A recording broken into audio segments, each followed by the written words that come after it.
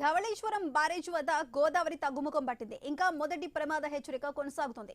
Barrage 175 గేట్లెత్తి నీటిని విడుదల చేస్తున్నారు అధికారులు. ఇంకా లంక గ్రామాలు ముంపులోనే ఉన్నాయి.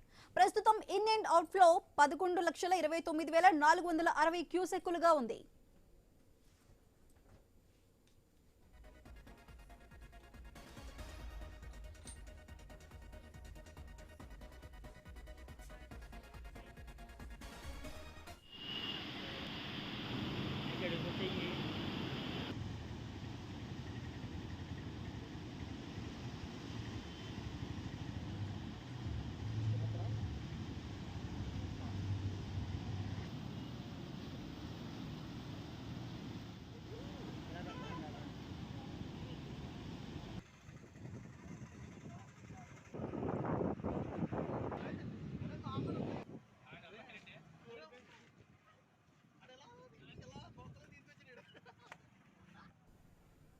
ధవళేశ్వరం బ్యారేజ్ వద్ద గోదావరి తగ్గుముఖం పట్టింది. ఇంకా మొదటి ప్రమాద హెచ్చరిక కొనసాగుతుంది.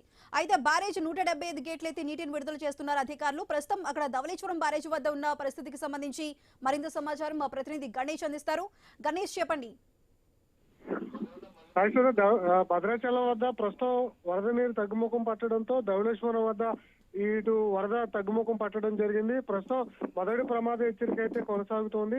11 లక్షల పైగా క్యూసెక్కుల వరద నీరు దిగువ ప్రాంతానికి తరలిపోతోంది. వాళ్ళ సాయంత్రం లేదా రాత్రి కల్లా సాధారణ స్థితికి గోదావరి వచ్చేటువంటి అవకాశం కనిపిస్తుంది. ప్రస్తుతం ఇంకా ఉధృతంగా ఉండడంతో గోదావరి పుష్కర్ ఘాట్లన్నీ కూడా పోలీసులు భద్రత నడుస్తోంది. మున్సిపల్ శాఖ అధికారులు పుష్కర్ ఘాట్లన్నిటికీ తాళాలు వేసి లోపలికి ఎవరిని గోదావరి వైపుకి ఎవరిని వెళ్ళనివ్వట్లేదు. ఎందుకంటే ఇద్దరు భవానీలు మిస్ అయి చనిపోవడంతో ఇటు ప్రమాదం తలెత్తకుండా ఎవరిని కూడా గోదావరి వైపుకి వెళ్ళనివ్వట్లేదు. ప్రస్తుతం వరద తాకిడి ఇంకా కొనసాగుతుంది. రాజమండ్రి పుష్కర్ ఘాట్ వద్ద 53 అడుగులు ప్రస్తుతం వరద తాకిడి అయితే కనిపిస్తుంది. ధవళేశ్వరం బ్యారేజ్ వద్ద 12 అడుగుల వద్ద గోదావరి వరద ఫ్లో అవుతోంది. ఇంకా లంక గ్రామాలు అయితే వరద ముప్పులోనే ఉండడం జరిగింది.